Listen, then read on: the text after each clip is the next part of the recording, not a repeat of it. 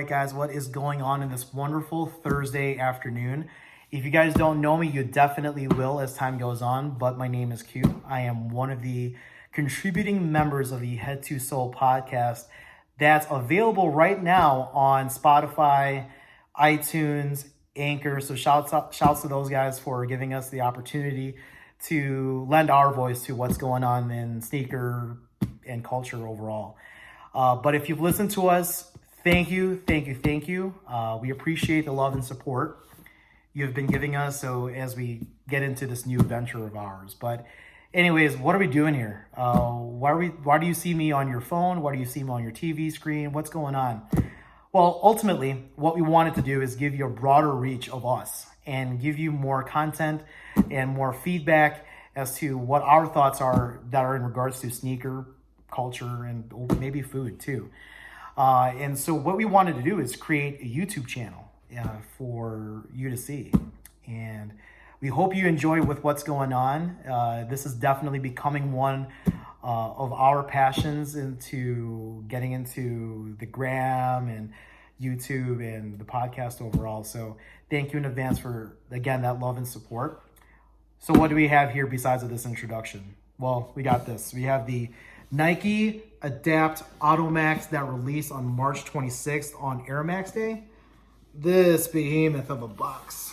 Well, what's in the box?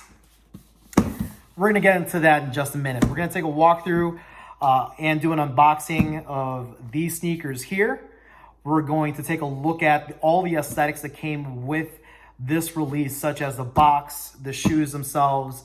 You'll get some of my thoughts into what the entire experience overall, which I thought was really cool. But anyways, with that said, without further ado, let's get it. Okay, folks, let's start off with this huge box. On the bottom left, you'll find the Nike Adapt Auto Max label and a retail price of $400. Whew. And then working our way up, you'll see the black Nike logo with the chrome outline surrounding it, which I feel is a really cool theme to this overall experience. Next, as we work clockwise, the letters AIR for air, and then the Medicon-inspired logo or mascot, which we'll get into a little bit more as we go along. Then the letters MAX for Max, and I think we know where we're getting at with this overall theme. And to finish the top of the lid, the word auto. Now, it took me a while for me to figure this one out, but I think after a few glances, I think I figured it out. But that is the box. It's huge. It's pretty cool, though. Yeah. Once we take this puppy outside, we're going to pull the tab, open the lid, and voila, we got some product. Below, you'll find a charging table, instruction manual, sneakers, and a black divider separating the shoes. What's that about? After pulling out this black divider, I find out this black divider is actually another box. There's the Nike logo again, and on the flip panel, the word Automax. And sorry for fumbling that one, folks. And once I get that one opened, there is a smaller black box which contains the US charger, the Medicon figurine, and business card. And as we pan up, a nice message once you open up inside the box. Okay, let's come back inside and take a deeper dive into what my thoughts and feelings are about this shoe. Starting off with the lateral side of the shoe, you'll find the white particle Nike swoosh, the gray fog upper, and as we get closer, guys, I can't help but thinking how big this midsole is.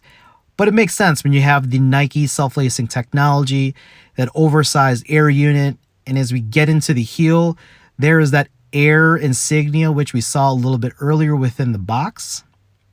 Above that is a two-tone gray pull tab, which I feel is pretty cool. And then working our way into the medial side, there is some symmetry again with the white particle Nike swoosh.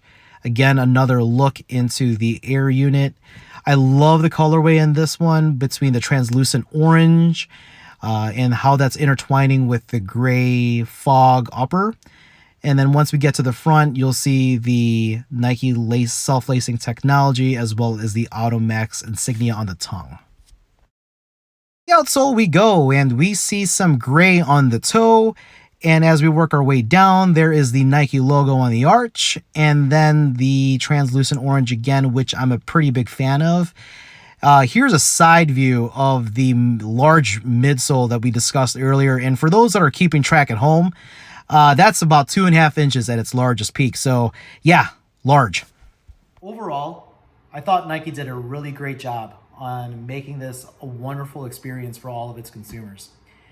When you combine all the elements that were tied to this sneaker, such as the Air Max technology, the self-lacing technology, the shock drop that happened on Air Max Day unannounced, I thought Air Max consumers should be left feeling pretty satisfied.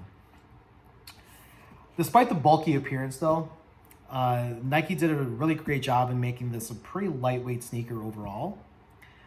But for me, what it boils down to is a price tag. Yes, the price tag is pretty much the same between the Automax versus the Adapt BB at $400.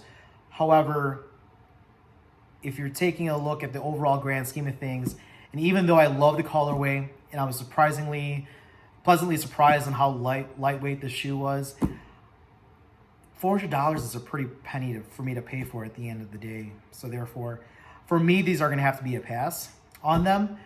However, if you are into, again, the Automax self-lacing technology, you could afford the $400, more power to you, go nuts with it. You're not going to have buyer's remorse with all the cool stuff that you're going to get from this entire thing. And that's pretty much it. Again, thank you for our first sneaker unboxing and listening to my thoughts.